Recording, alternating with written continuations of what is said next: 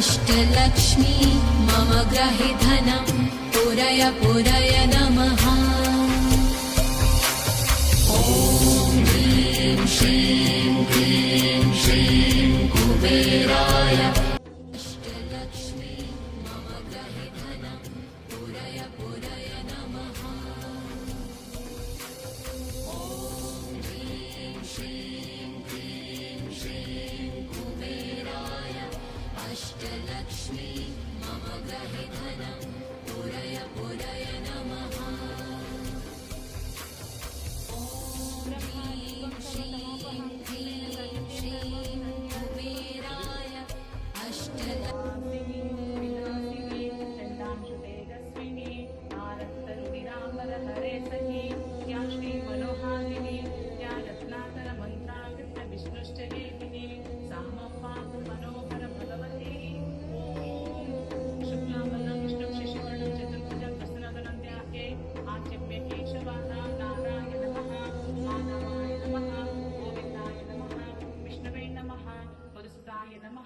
त्रिविक्रमाय नमः, वामनाय नमः, श्रीधराय नमः, प्रद्युम्नाय नमः, अनिरुद्धाय नमः, पुरुषोत्तमाय नमः, अधोक्षजाय नमः, नारसिंहाय नमः, अच्युताय नमः, जनार्दनाय नमः, उपेन्द्राय नमः, हरये नमः, श्रीकृष्णाय नमः, श्रीमन्महादिगणपते नमः, इष्टदेवताभ्यो नमः, कुलदेवताभ्यो नमः, इष्टदेवताभ्यो नमः, सर्वदेवताभ्यो नमः।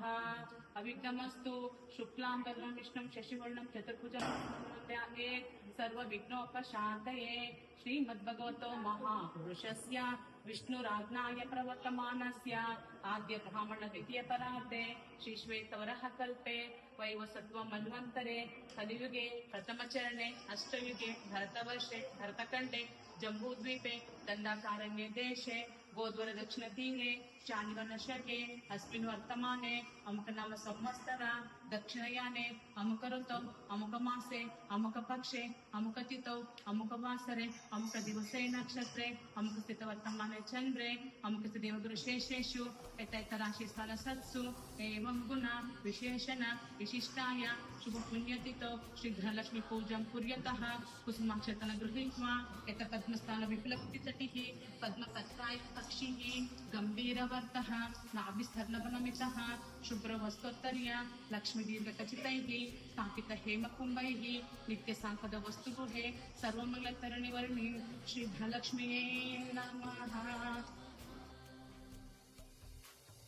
ॐ ह्रीं श्रीं क्लीं श्रीं कुबेराय अष्टलक्ष्मी मम गृहे धनं पुरय पुरय नमः। ॐ ह्रीं श्रीं क्लीं श्रीं कुबेराय अष्टलक्ष्मी मम गृहे धनं पुरय पुरय नमः। ॐ ह्रीं श्रीं क्लीं श्रीं कुबेराय अष्टलक्ष्मी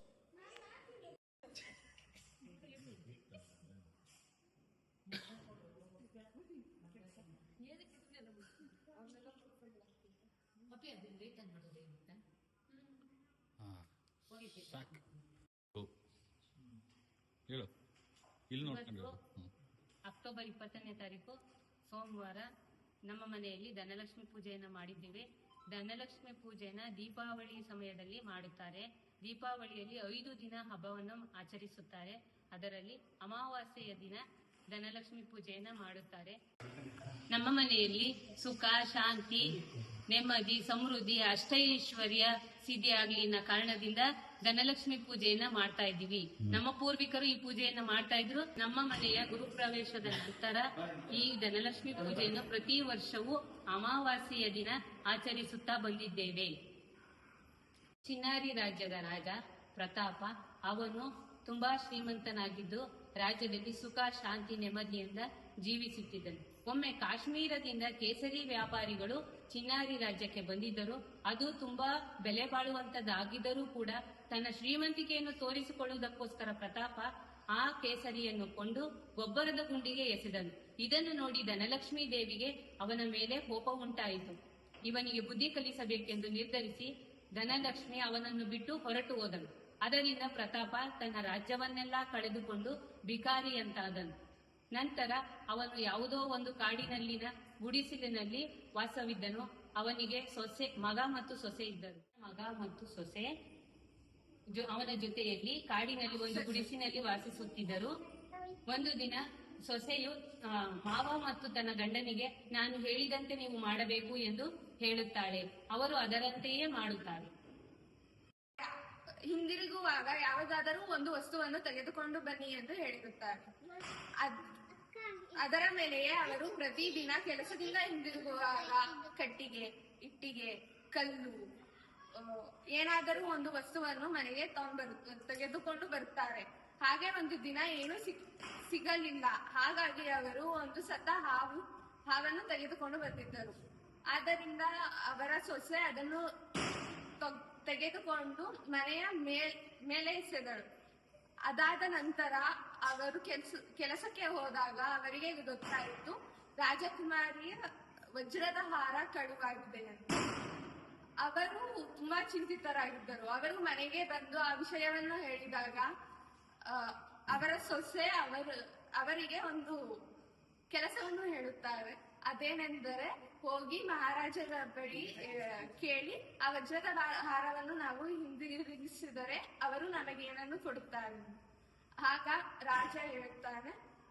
ರಾಜನ ಬಳಿ ಹೋಗಿ ಅವರು ಹೇಳಿದಾಗ ಅದಕ್ಕೆ ರಾಜ ಹೇಳುತ್ತಾನೆ, ನೀವು ವಜ್ರದ ಹಾರವನ್ನು ಹಿಂದಿರುಗಿಸಿ ಕೊಟ್ಟರೆ ನೀವು ಏನು ಕೇಳ್ತೀವೋ ಅದನ್ನು ನಾನು ಕೊಡುತ್ತೇನೆ ಎಂದು ಹೇಳುತ್ತಾನೆ.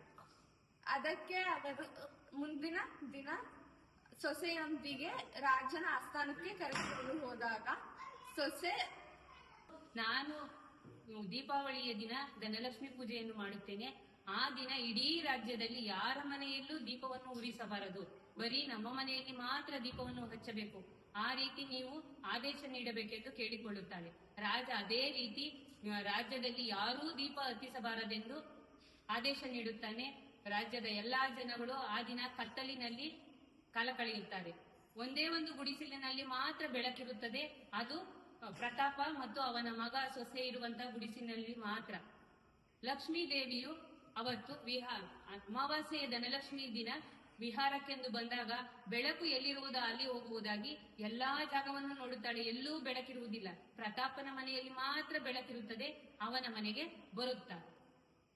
ಈ ರೀತಿ ಧನಲಕ್ಷ್ಮಿಯು ಅಮಾವಾಸ್ಯೆಯ ದಿನ ಎಲ್ಲಿ ಬೆಳಕಿರುತ್ತದೆಯೋ ಆ ಮನೆಗೆ ಪ್ರವೇಶಿಸುತ್ತಾಳೆ ಎಂಬ ನಂಬಿಕೆ ಇದೆ. ಅದೇ ರೀತಿ ಒಳ್ಳೆಯ ರೀತಿಯಲ್ಲಿ ಒಳ್ಳೆಯ ಕೆಲಸ ಮಾಡಿದವರಿಗೆ ಲಕ್ಷ್ಮೀ ದೇವಿಯು ಒಲಿಯುತ್ತಾಳೆ ಎಂಬುದಾಗಿಯೂ ಕಥೆ ಇದೆ. ಬ್ರಹ್ಮ ದೀಪಂ ಸರ್ವತಮೋಪಹಂ ದೀಪೇನ ಸಾಧಿತೆ ಸರ್ವಂ ಸಂಧ್ಯಾ ದೀಪಂ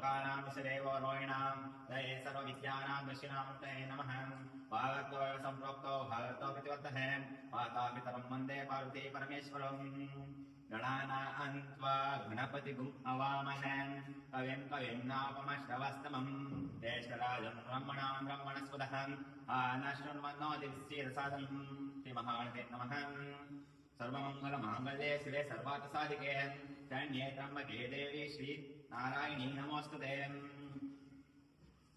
सद्यो जातं प्रपद्यामि सद्यो जाताय वै नमो नमः भवे भवेनाति भवे भव स्वां भगवताय नमः वामदेवाय नमो ज्येष्ठाय नमः श्रेष्ठाय नमः रुद्राय नमः कालाय नमः कविकर्णाय नमः बलविकर्णाय नमः बलाय नमः बलप्रमथनाय नमः सर्वभूतदमनाय नमः मनोन्मनाय नमः अघोरेभ्यो तघोरेभ्यो घोरघोरतरेभ्यः सर्वेभ्यः सर्वशर्वेभ्यो नमस्ते अस्तु रुद्ररूपेभ्यः तत्पुरुषाय विद्महे महादेवाय धीमहि तन्नो दन्ति प्रचोदयात्